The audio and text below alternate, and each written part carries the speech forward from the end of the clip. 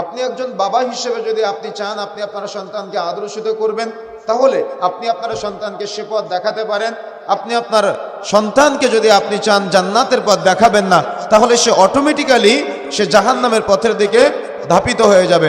এই জন্য প্রত্যেক বাবা মার উচিত, রাসূলুল্লাহ সাল্লাল্লাহু আলাইহি সাল্লাম সহিহ মুসলিমের মধ্যে যে বর্ণনা আমরা যে বর্ণনাটি পাই, যখন মাতৃগর্ভ থেকে বাচ্চা দুনিয়াতে আসে দেখবেন বাচ্চা কান্না করে। যদি কোনো বাচ্চা কান্না না করে তাহলে ডক্টররা বাচ্চাকে জোর করে কান্না করানোর চেষ্টা করে।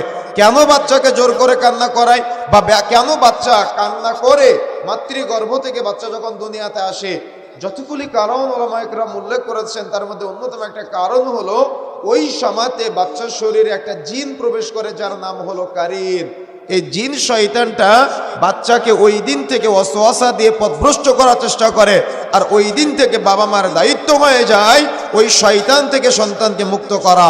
যদি কোনো বাবা মা ওই শয়তান থেকে সন্তানকে মুক্ত করতে পারে তাহলে ওই সন্তান দুনিয়াতে আদর্শিত হয় এবং আখিরাতে বাবা মার জন্য জান্নাতের সুপারিশ করে। আর বাবা মা যদি ওই শয়তান থেকে সন্তানকে মুক্ত করতে না পারে তাহলে ওই সন্তান দুনিয়াতে বাবা মার কথা মতো চলে না এবং আখিরাতে বাবা মাকে জাহান্নামে যাওয়ার জন্য সুপারিশ করে।